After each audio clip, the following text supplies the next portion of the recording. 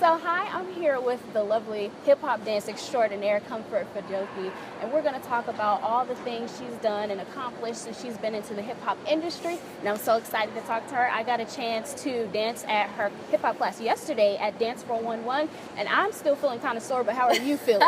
You know, I feel good. It's exciting to come back to Atlanta. I haven't been back here in a while, so I appreciate Dance 411 for having me out there, to be quite honest. We definitely had a good time. So you've been on So You Think You Can Dance. If you don't know who she is, let me just give you a little preview. She's been on So You Think You Can Dance. She made the top 8. She's danced with Missy Elliott. She's danced with the Michael Jackson tribute. She's danced on Glee. I mean, anything you can think of, this girl has been in it.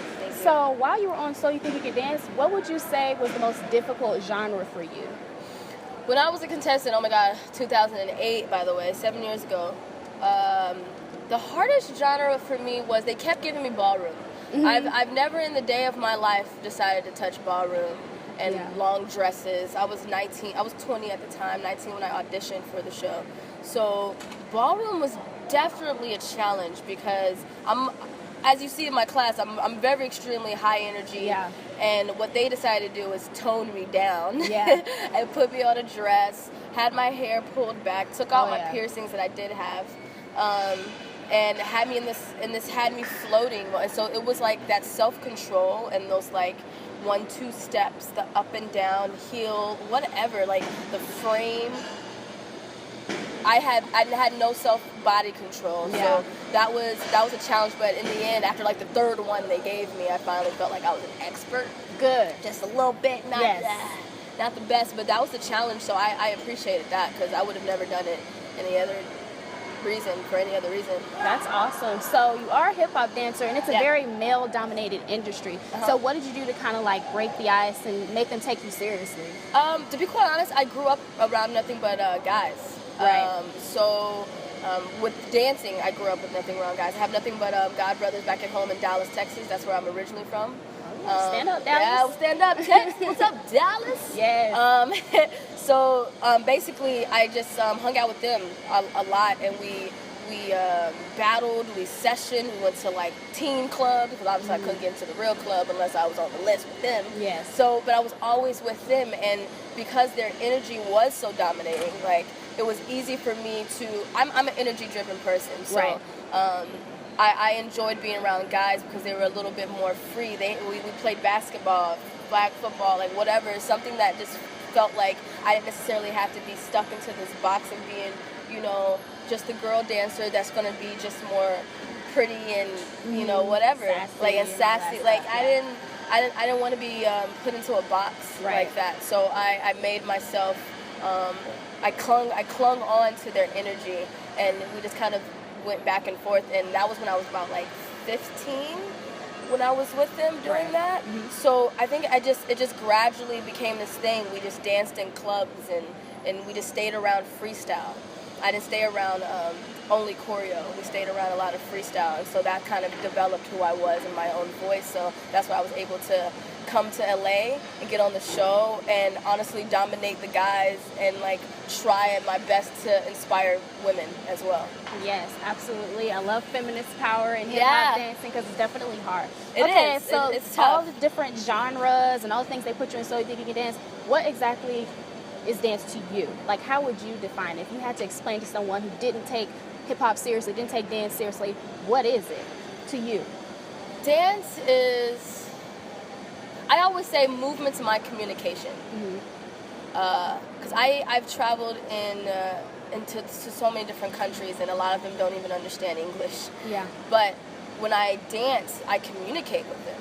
So when I channeled my voice in freestyle when I was younger, I knew that it was such a powerful thing, because that means people were going to listen because of how loud my body spoke or how soft it spoke. And just like miming, I used to have a team called DWN, Devil's Worst Nightmare, and so we used to at church. At church, I used to go to Potter's house.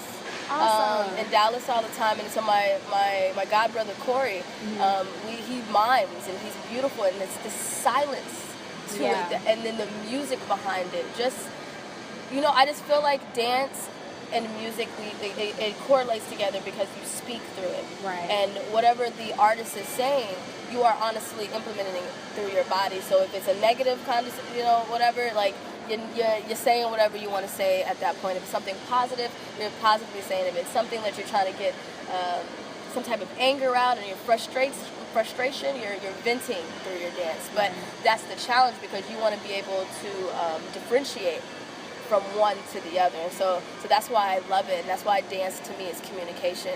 And that's why I say all the time, movement's my communication. Watch and get to know me, All right. So that's what I feel like it is. That's awesome. So, like, okay, there are so many people that want to go on the show, so many people who want to do exactly what you're doing, people like me who choreograph and want to get better and grow. What advice would you give to someone who wants to do that? My advice to someone is longevity. So you need to withstand the test of not only this time in this moment, but the time for the next generation. Right. And a lot of people dance for now and not thinking about what the future is going to hold. So I say go back to your foundation and go back to the foundation of whatever it is. If you're going to teach hip-hop, I think it's personally very extremely important that you know where hip-hop came from. And at least the basics. At least the basics, just to kind of understand what it is to have different movement than where this movement came from. Because just like now, dancers, the whip, the whatever, and everyone's trying to like say where it came from, and the Dallas boogie, and then you have all these like little fun grooves that honestly was just a culture. Like these have been invented through just people having a good time and dancing and create a song to it. So that's the same thing that happened with hip hop movement back in the day. A group of people all had the same feel, top rocking, like all of that came from there, and then it evolutionized into something else.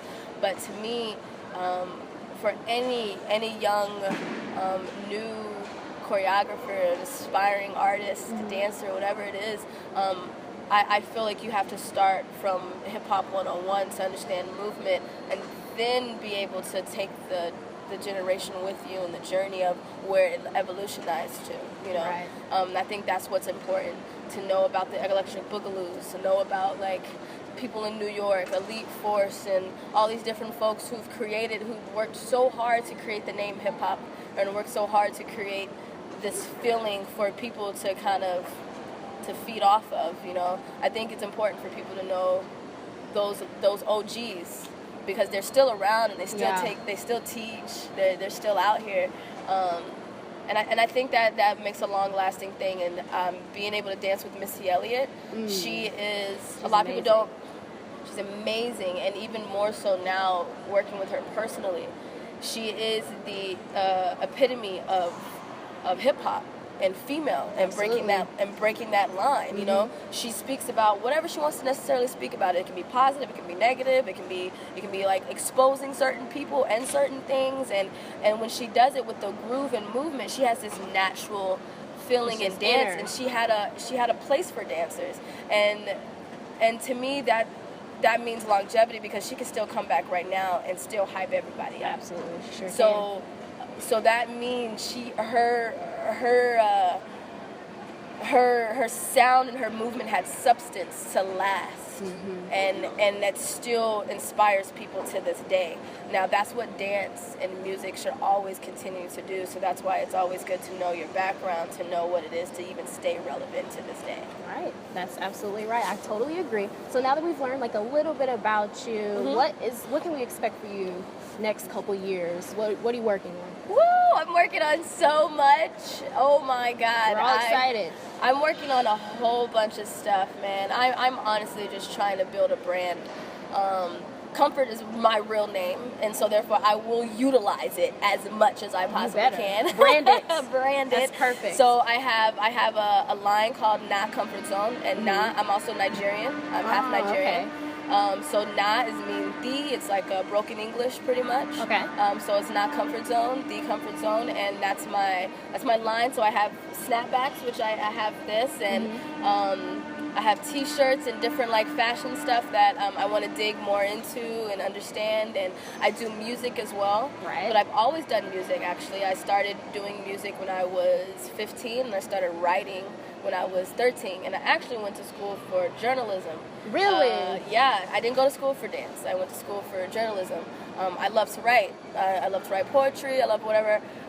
Dance also obviously takes over my life because I'm also trying to build a school for dance, hip-hop mostly.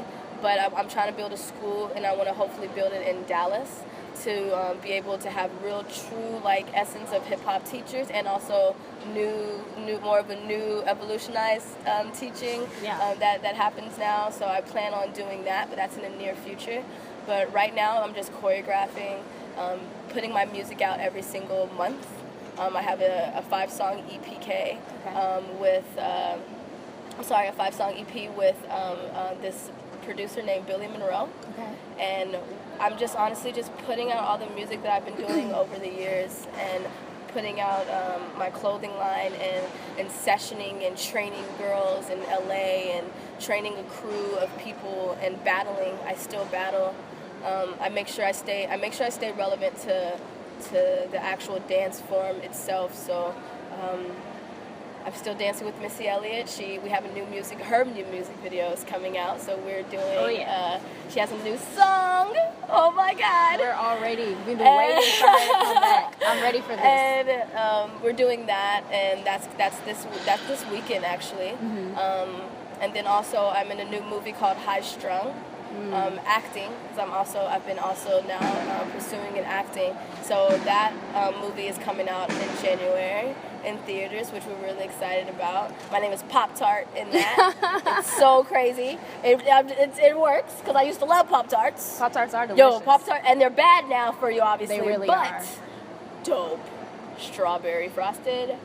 I like the Oreo ones, like the cookie cream ones. Okay, yeah. It's like a dessert. It's not even a Pop-Tart. It's so bad, but it's so good. It's so good. So you're just gonna expect, honestly, just the name Comfort. I'm trying to have comfort in what I'm about, and what I want to inspire with my music, with my dance, with my voice,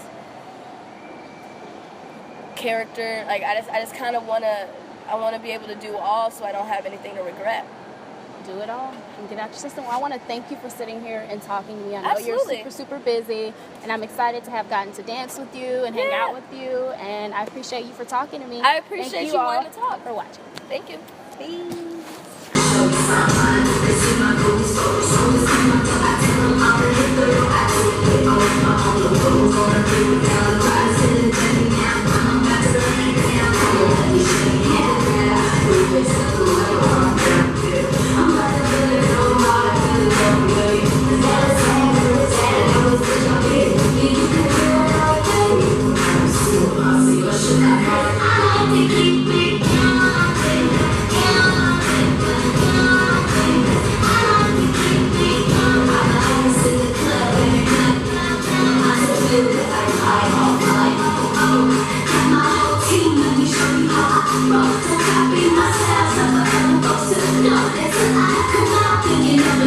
Yeah.